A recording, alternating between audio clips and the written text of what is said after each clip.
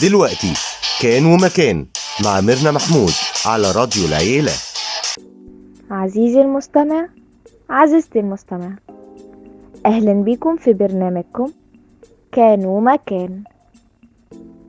بيعتبر شارع باب الوزير واحد من أهم الشوارع الأثرية في القاهرة التاريخية بشكل عام، وهو اللي وصفه خبراء كتير ومهتمين بالشأن التراثي والأثري بأنه الحي الأرستقراطي للقاهرة التاريخية.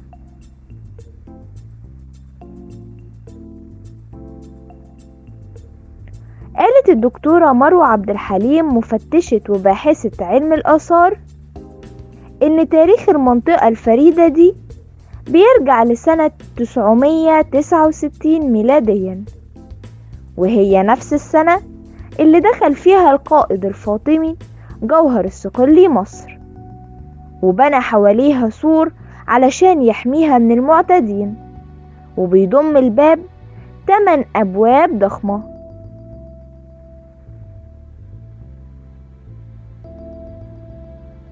وقالت إن باب الوزير بيعتبر واحد من أهم أبواب القاهرة الخارجية في السور الشرقي، وبناه الناصر صلاح الدين الأيوبي في المسافة اللي بين الباب المحروق وبين قلعة الجبل.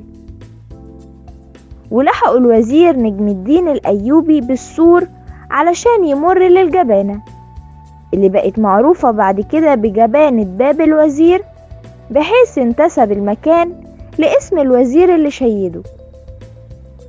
وأضافت مروة عبد الحليم إن شارع باب الوزير بيعتبر أحد أهم شوارع منطقة الدرب الأحمر الأثرية، لأنه بيضم مجموعة نادرة من الآثار المملوكية. وفي بداية الشارع وبعد مسجد أبو حريبة هنلاقي مسجد الطبنغة المرداني،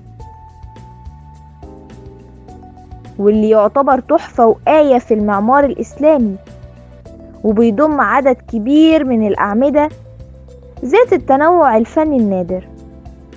وبعدها هنلاقي سبيل الأمير محمد كتغدة، وقبة أبو اليوسفين، ومنزل قايتباي المعروف بمنزل الرذاذ، واللي بيحتوي على باب السلطان جواه. وجنبه هنشوف مدرسة أم السلطان شعبان، وفيها قبر السلطان الملك الأشرف شعبان بن حسين صاحب أول مركز علمي،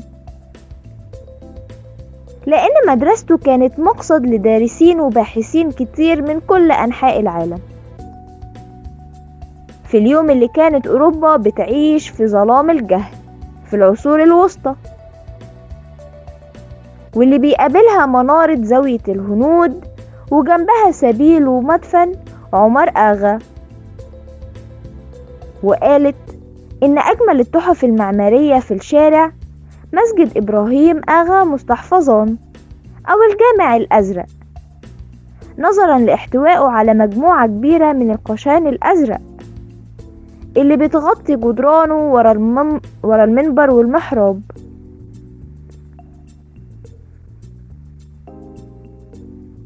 وبيضم رفات سلطان وأمير ووزير وضريح الأمير إبراهيم آغا مستحفظان من أروع المقابر العثمانية، وهو في حالة جيدة نظرا لأنه ما تأثرش بزلزال 1884.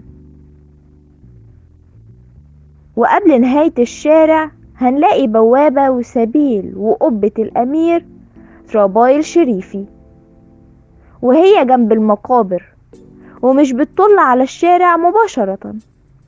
وكمان في الشارع عدد كبير من رفات الملوك والسلاطين والأمراء والوزراء أصحاب الأثر الكبير في التاريخ المصري،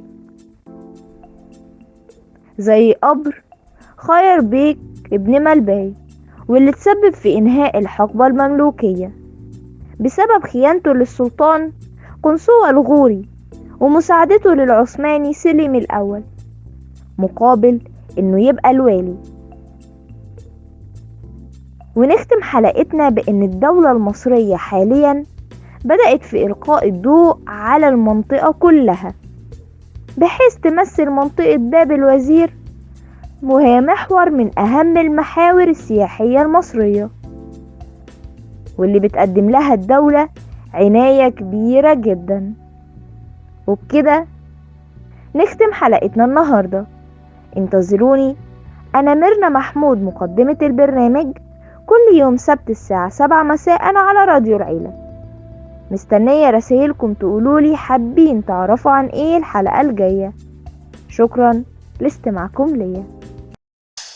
كنتم مع كان ومكان على راديو العيلة.